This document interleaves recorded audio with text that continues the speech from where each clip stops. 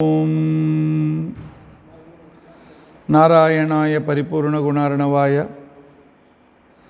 विश्वोदयस्थितिलयोन्नियतिप्रदाय ज्ञानप्रदाय विबुधासुरसौख्यदुःख सत्कारणाय वितताय नमो नमस्ते। अभ्रमं भंगरहितं अजडं विमलं सदा आनंदतीर्थमतुलं भजे तापत्रयापहं। भवति यदनुभावादेडमूकोऽपि वाग्मी जडमतिरपि जन्तुर्जायते प्राज्ञमौलिः। सकलवचनचेतो देवता भारती सा मम वचसे निधत्तां सन्निधिं मानसे च। अस्मद्गुरुसमारम्भां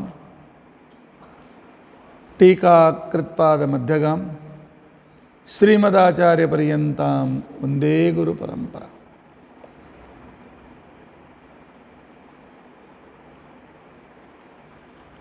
विद्यायां विबुधाचार्यं वेदज्ञानाब्धिचन्दिरं दुर्मतध्वान्तमार्ताण्डं सत्यध्यानमुनिं भजे। 50 वर्षपर्यन्तं सततं रामपूजकः श्री सत्यप्रमोद गुरुराट भासतां नो हृदम्बरे। बन्धुस्त्वं गुरुरिष्टदैवतमिति त्वत्पादपङ्केरुहं प्राप्तं मां परिपालयेति सततं याचे निबद्धाञ्जलिः। चित्तं मद्गुणदोषचिन्तनविदौ नूनं मनाङ्मा कृताः श्री सत्यात्मगुरो त्वदङ्घ्रियुगलं हित्वा न मे सद्गतिः। यैरहं शुकवत् सम्यक् शिक्षितोऽस्मि कृपालुभिः तान् वन्दे धेनुपाचार्यान् तत्त्वज्ञानार्थसिद्धये। श्रीगुरुभ्यो नमः। हरिः ओम् हरिः ओम् हरिः ओम्। स्वस्तिस्तु असेडसन्मङ्गलानि सन्तु। श्लोकैकश्रवणपठनमात्रेण वक्तुश्च श्रोतॄणां निखिलकलिकृतकल्मषापनोदनपुटतरे धर्माद्यखिलपुरुषार्थसाधनीभूते अद्य श्रीमद्भागवते सदाचारस्मृति अंगतया संध्यावन्दनार्थविवरणारम्भे सति किञ्चित् पूर्वकथानुवादः। हरिः ओम हरिः ओम हरिः ओम। सदाचार स्मृति भी भागवत की है।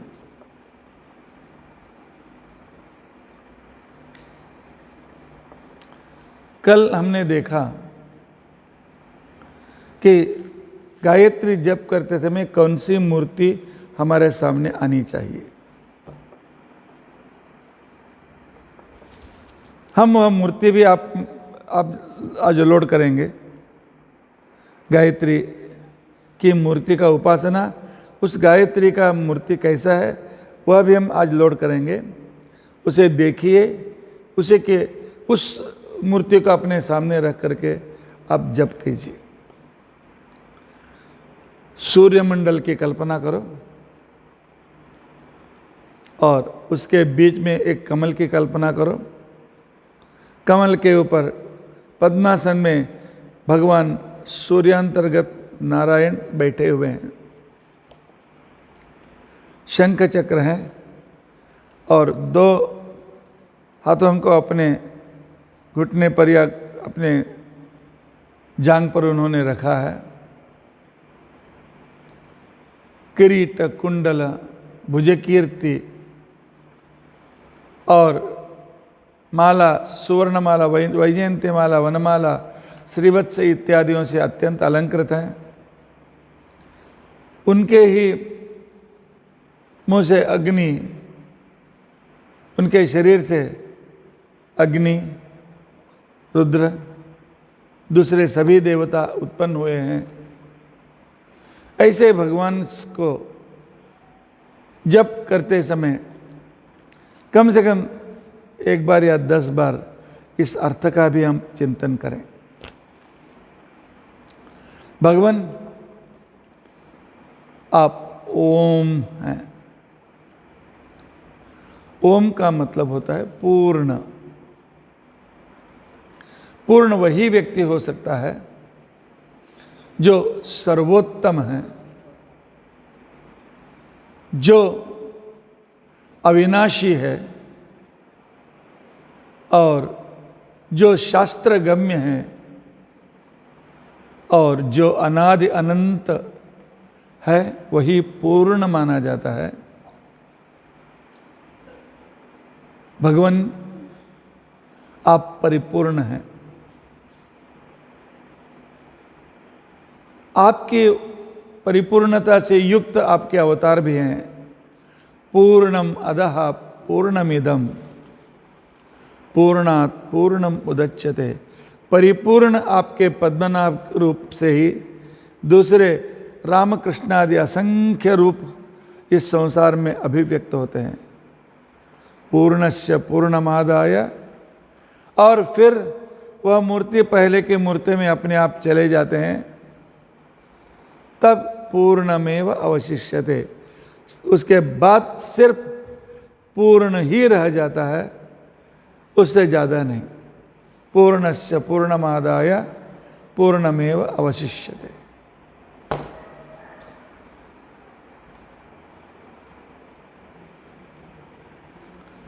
इस तरह विवरण ओम का विवरण है। ओम में पूरा विश्व, उस दिन मैंने कहा ओम, अर्थात अकार, उकार, मकार, नाद, बिंदु, घोष, शांत, अतिशांत, सृष्टि, स्थिति, लय, नियमन, ज्ञान, अज्ञान, बंध, मोक्ष। 8 विभाग ओम में, उसके द्वारा भगवान की 8 प्रमुख क्रिया, जो भगवान को छोड़कर कोई नहीं कर सकता, उसका आप चिंतन करेंगे। उसके बाद भू हू। भू का मतलब ही परिपूर्ण, गुणों से परिपूर्ण, सामर्थ्य से परिपूर्ण, ज्ञान आनंद आदि का ही पूर्ण शरीर,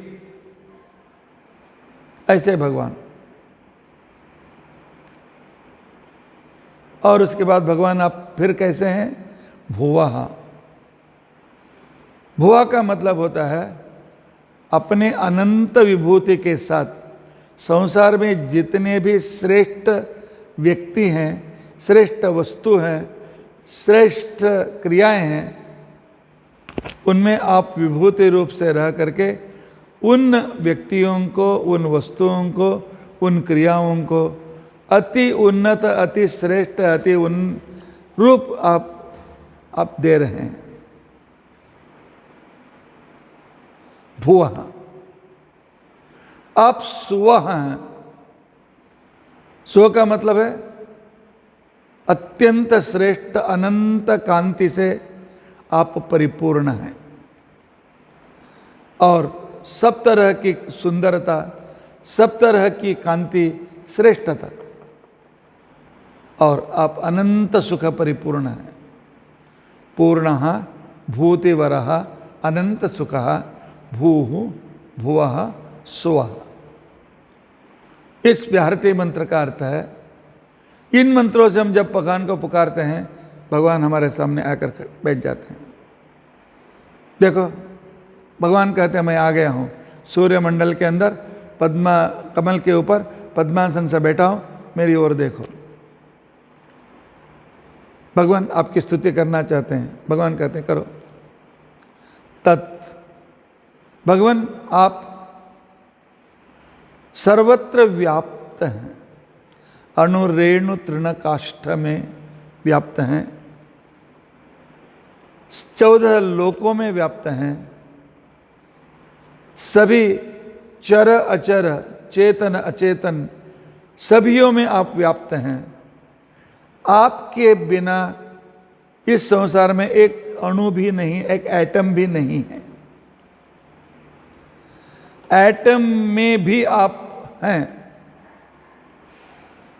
एटम के अंदर भी आप क्रियाशील होकर के उस विशिष्ट एटम को एक विशिष्ट रूप आप दे रहे हैं। इसलिए आपको हम तत कहते हैं। ततः एव तत्, सर्वत्र व्याप्त हैं। आपको देखने के लिए कहीं भी जाने की जरूरत नहीं, जो भी वस्तु देखो उसमें आप हैं। इसलिए आपने ही कहा है कि मेरे अनंत सिर हैं, अनंत कान है, अनंत हाथ, अनंत रूप, अनंत पैर, सभी अनंत रूप से मैं हूं। इसका मतलब हर एक वस्तु में आप हैं।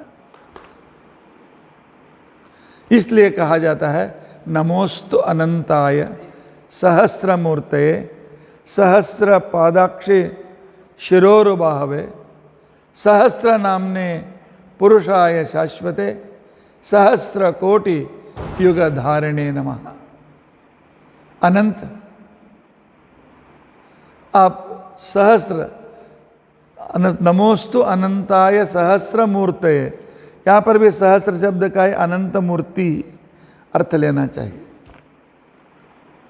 इस तरह सर्वत्र व्याप्त आप मेरे मन में भी हैं, मेरे अवयवों में भी हैं, मेरे पूर्ण शरीर में आप व्याप्त हैं।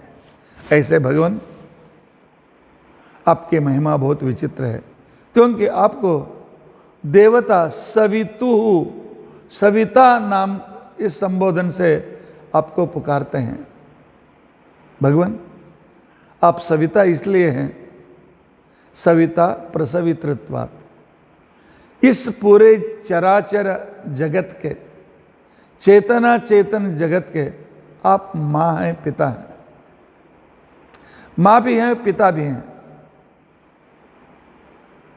आपने अपने पेट अर्थात नाभि कमल से पूरे 14 लोकों का कमल के रूप में 14 लोकों की सृष्टि की। उसके ऊपर पूरी दूसरी सृष्टि करने वाले ब्रह्मा जी को भी, अर्थात आपके पेट से ही 14 लोक और ब्रह्मा जी उत्पन्न हो गए हैं। इसलिए आप सृष्टि करता है। इतना ही नहीं, हर तरह से आप हमारी रक्षा भी कर रहे हैं। हमें श्वासोच्छ्वास के लिए प्राणवायु आपने दिया, और हमारे खाने के लिए आप बीज में रह करके एक बीज को बोया तो 600 से लेकर 1200 बीज के रूप में अभिव्यक्त होकर के सबको खाना खिलाते हैं। और मेरे इस पिंडांड में रह करके आप भूख लाते हैं, पदार्थ खाने की इच्छा उत्पन्न करते हैं, खाने के बाद उसको विभाग करके प्राण अपान व्यान उदान आपने कल सुना, उस तरह मेरे शरीर की रक्षा करते हैं। मेरे हृदय में रह करके रक्त की शुद्धि करते हैं, और मेरे लिवर और किडनी में रह करके पूरी तरह से रक्त की शुद्धि करके विष को बाहर डाल करके अमृत मुझे आप पिला रहे हैं। इसलिए आप रक्षक भी हमारे हैं, आप विनाशक भी हैं।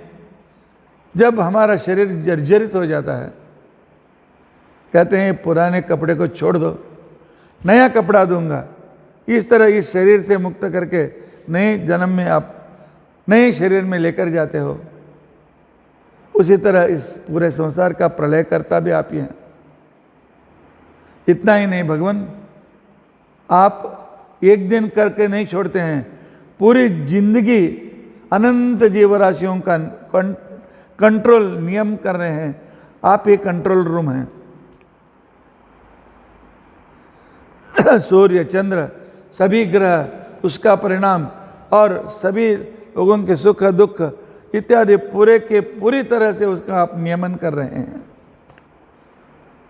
भगवान आप ज्ञानेंद्रिय दे करके, सेंसरी ऑर्गन्स दे करके हमारे ज्ञान को आप बढ़ा रहे हैं।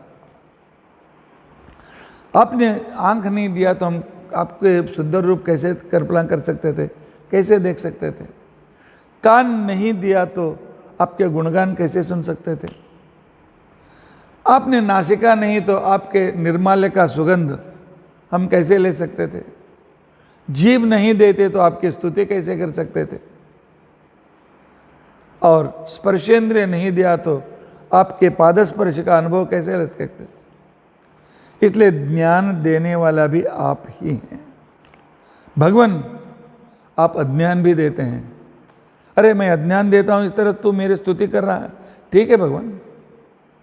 बचपन से लेकर अब तक, आज तक, इस मिनट तक मेरी जिंदगी में इतने दुख के घटनाएं घटी हैं, आप उन सब को भुला देते हैं। भुला करके हमें अज्ञान देते हो आप। आपका ये उपकार है। यदि हम अपने दुखों को नहीं भूलते हैं तो हमें वो सब दुख याद याद करके पागल खाना में जाना पड़ता था। इसलिए अज्ञान देने वाले भी आप ही हैं। और माँ, पिता, बच्चे, भाई, बहन, मामा, मामी इत्यादि संबंध को जोड़ करके संसार में हमें एक तरह के इमोशनल के बंधन में डाल करके खुश भी देते हैं। और तत्वज्ञान सुनने के बाद इन सबों से दूर होकर के आपके चरणारविंद में ला करके हमें मोक्ष भी आप ही देते हैं। सृष्टि, स्थिति, लय, नियमन, ज्ञान, अज्ञान, बंध, मोक्ष, इसलिए आपको सविता कहते हैं। ततः सर्वत्र व्याप्त सृष्टिकर्ता। और आप और फिर कैसे हैं? वरेण्यम, महालक्ष्मी। अनंत काल से एक सेकंड छोड़े बिना आपकी सेवा में रहती है। सभी वेद हमेशा आपका गान करते रहते हैं। ब्रह्मा, वायु, इंद्र, वरुण, अग्नि इत्यादि सभी देवताएं हमेशा आपकी स्तुति करते रहते हैं। नारद इत्यादि अनेक ऋषि मुनि हमेशा आपके गुणगान गाते रहते हैं। इतना उपकार आपने संसार को दिया, उनको आपके गुणगान के बिना वे रह नहीं सकते हैं। वह उनका स्वभाव ही बन जाता है, उसी में वे आनंद पाते हैं। ऐसे क्षर अर्थात सभी जीव और जड़, अक्षर नाश न होने वाली महालक्ष्मी, उस क्षरसर से क्षराक्षरम अतीतो हम, आपने भगवद गीता में कहा है क्षर और अक्षर सभी जीव और महालक्ष्मी को भी मैं लांग करके उनका सर्वश्रेष्ठ हैं। इसलिए मुझे कथितः पुरुषोत्तम, इसलिए मुझे पुरुषोत्तम कहते हैं। हे पुरुषोत्तम, आप सबसे स्तुत्य हैं, मैं भी आपकी स्तुति करता हूँ। भगवान, आपका उपकार हम पर ऐसे इतने हैं, इतने उपकार हैं। आप हमारा भरण और पोषण करते हैं।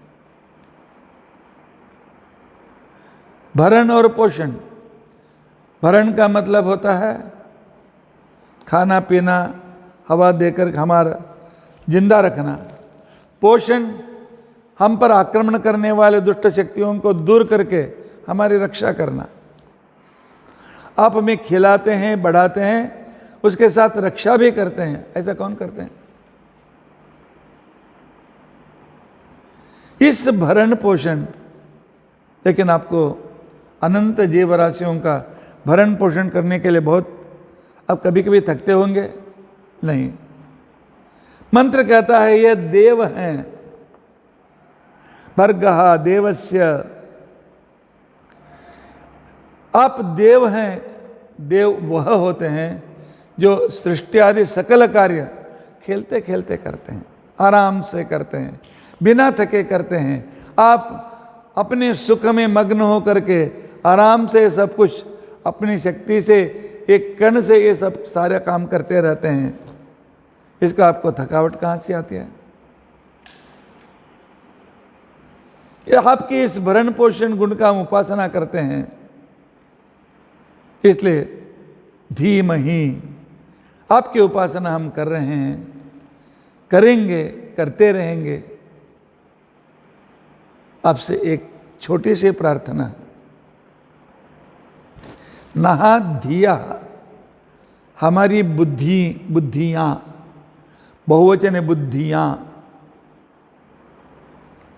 अर्थात मन और बुद्धि से उत्पन्न असंख्य जो विचार हैं, उन सभी विचारों को आपके ओर मोड़ दें।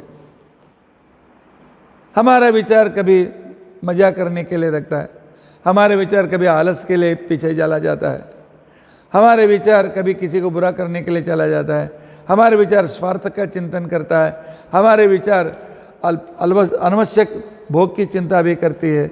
हम हमारे विचार यहाँ वहाँ दौड़ते रहते हैं।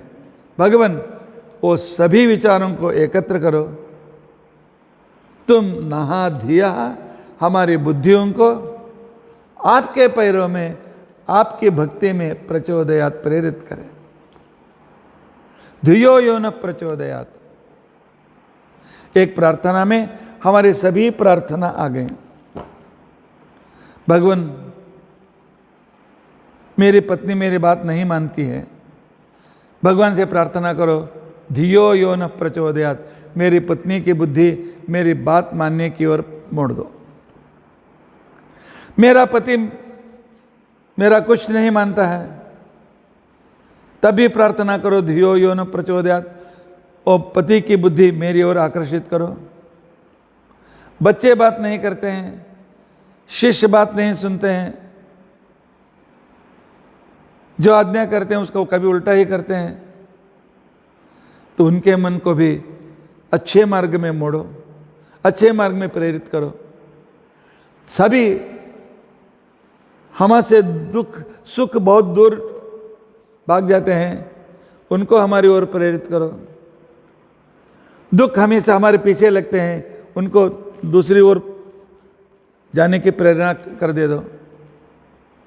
अर्थात जो भी चाहिए, जिससे आपका अनुग्रह हो, उस तरह हमारी बुद्धियों को आपकी ओर खींच लो।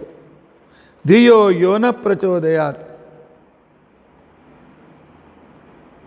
इसलिए भगवान गायत्री नामक आपके आज्ञान हम कर रहे हैं, और गायंतम त्राय से गान करने वाले हमारा संरक्षण तुम करते हो, इस तरह वेद वचन है, आप हमारी रक्षा करें। गायंतम त्राय से यस्मात् गायत्री त्वं ततः स्मृता। गयान त्रायते इति गायत्री, मैंने कल कहा गयान त्रायते हमारे प्राणों को, पंच प्राणों को द्वारा काम करा करके हमारी रक्षा आप करते हैं। इसलिए आपको हमारे हजार हजार नमन। हर एक मंत्र के साथ इतना चिंतन कर सकते हो तो करो, नहीं हो तो आरंभ में इस मंत्र के अर्थ का चिंतन करते समय वह भावना रख करके कहीं भी मन मत करो, इन अर्थों का चिंतन आप करते करेंगे तो वह गायत्री मंत्र का सार्थक जप हुआ। नहीं तो मुंह बोलता है तत्सवितुर्वरेण्यं नंबर देवस्य धीमहि, आज किसको टोपी डालना है, कहाँ से कम पैसा कमाना है, और कहाँ से किसको से क्या करना है, कहाँ से कमाना है, क्या करना है, किसको क्या देना है, किसको क्या लेना है, और खाने को क्या मिलता है, उसके पीछे हम पड़े जाते हैं। नहीं, हमें गायत्री मंत्र करते समय एक उस चित्र को सामने रख करके इसी तरह की प्रार्थना करते हुए गायत्री मंत्र करना है। यह अत्यंत संक्षिप्त गायत्री मंत्र का अर्थ विवरण है। वैसे तो तत् के लिए मुझे 4 दिन चाहिए, सभी तो और भी 4 दिन लगेंगे, लेकिन उतना ज़रूरत नहीं है। अभी इतना समझेंगे, बाद में भगवान हमें ज्ञान देने की निश्चित रूप से कोशिश करेंगे, ध्यान देने के निश्चित रूप से अनुग्रह करेंगे। इसलिए गायत्री अंतर्गत, गायत्री मंत्र प्रतिपाद्य सूर्यांतर्गत श्री नारायण आपको शतशः नमन।